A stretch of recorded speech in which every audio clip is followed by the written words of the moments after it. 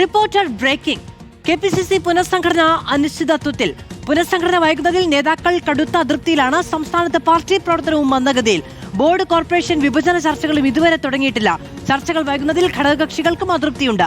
റോഷിപാൽ വിവരങ്ങളുമായി ചേരുകയാണ്. റോഷിപാൽ, കഴിഞ്ഞ ദിവസം UDF യോഗം ചേർന്നപ്പോൾ ഈ ബോർഡ് കോർപ്പറേഷൻ വിഭജനമൊക്കെ നടപ്പിലാകും എന്നുള്ളതായിരുന്നു. അതുമായി ബന്ധപ്പെട്ട് ഏറ്റവും കുറഞ്ഞ അതുമായി ബന്ധപ്പെട്ട് പ്രാഥമിക ചർച്ചകൾ തുടങ്ങിവെക്കും എന്നുള്ളതായിരുന്നു വിവരങ്ങൾ. അത്തരം ചർച്ചകൾ പൂർത്തീകരിക്കാത്തതിലും വിഭജനം പൂർത്തീകരിക്കാത്തതിലും ഒക്കെ വലിയ അതൃപ്തിയുണ്ട്.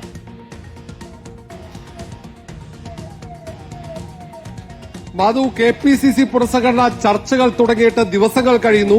പക്ഷെ അന്തിമ തീരുമാനത്തിലേക്ക് എത്താൻ നേതൃത്വത്തിന് കഴിഞ്ഞിട്ടില്ല എന്നതാണ് യാഥാർത്ഥ്യം. KPCC എത്രയും പെട്ടെന്ന് പുനഃസംഘടിപ്പിച്ചില്ലെങ്കിൽ പാർട്ടിയുടെ പ്രവർത്തനം പൂർണ്ണമായി സ്തംഭിക്കും എന്ന വിലയിരുത്തലാണ് മുതിർന്ന നേതാക്കൾക്കുള്ളത്.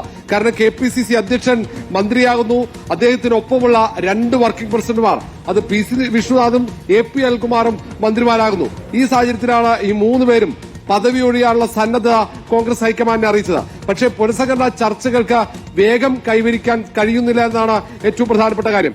കാരണം ഒന്നാമത് മുഖ്യമന്ത്രി VD സതീശനുമായി കോൺഗ്രസിലെ പ്രധാനപ്പെട്ട പല നേതാക്കൾക്കും ചില അസ്വാരസ്യങ്ങളുള്ള ഒരു കാരണവും ഈ ചർച്ചകൾക്ക് വെല്ലുവിളിയായി മാറുന്നുണ്ട്. ഹൈക്കമാൻഡ് പ്രതിനിധിയായി ദീപദാസ് മുൻഷി പലതവണ സംസ്ഥാനത്തെത്തി നേതാക്കളുടെയൊക്കെ അഭിപ്രായം ആരാഞ്ഞെങ്കിലും അതിന്റെ തുടർ ചർച്ചകൾ ഉണ്ടാകുന്നില്ല എന്നതാണ് പ്രധാനം. ഏതായാലും ഈ ലോക്സഭാ സമ്മേളനം കഴിഞ്ഞാൽ തൊട്ടു പിന്നാലെ തന്നെ ഈ ചർച്ചകൾക്ക് തുടക്കം ആകും എന്ന സൂചന പുറത്തു വരുന്നുണ്ട്. പക്ഷേ ഇനിയും ദിവസങ്ങൾ വൈകും.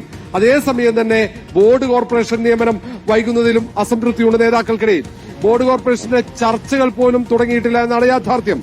കാരണം UDF യോഗത്തിൽ തീരുമാനിച്ചത് വിഭജന ചർച്ചകൾ ഘടകകക്ഷികളുമായി നടത്താനുള്ള തീരുമാനമാണ്. അത് കോൺഗ്രസ് നേതൃത്വം മുസ്ലിം ലീഗ് അടക്കമുള്ള പ്രധാനപ്പെട്ട ഘടകകക്ഷികളുമായി ചർച്ച നടത്തണം. എത്ര ബോർഡ് കോർപ്പറേഷനുകൾ ഏതൊക്കെ ഘടകകക്ഷികൾക്ക് നൽകണം എന്നതാണ് തീരുമാനമാകേണ്ടത്. പക്ഷേ അതിന്റെ ഒരു പ്രാഥമിക ചർച്ചകളിലേക്ക് എത്താൻ ഇതുവരെ കഴിഞ്ഞിട്ടില്ല. ഈ കാര്യത്തിൽ ഘടകകക്ഷികൾക്ക് അസംതൃപ്തിയുണ്ട്. പാർട്ടി പുനഃസംഘടിപ്പിക്കാത്തതിൽ കോൺഗ്രസ് നേതാക്കൾക്ക് എല്ലാവർക്കും അസംതൃപ്തിയുണ്ട്.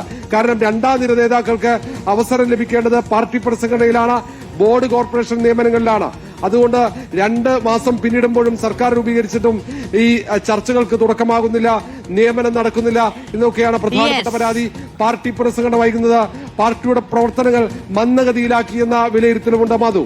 ഓക്കെ, റോഷിപാലാണ് വിവരങ്ങൾ നൽകിയത്. KPCC പുനഃസംഘടനയുമായി ബന്ധപ്പെട്ട ചർച്ചകൾ തുടങ്ങിയിട്ട് എത്രയോ നാളുകളായിരിക്കുന്നു. അതൊരു പരിസമാപ്തിയിലേക്ക് എത്തുന്നില്ല എന്നതാണ് കാര്യം.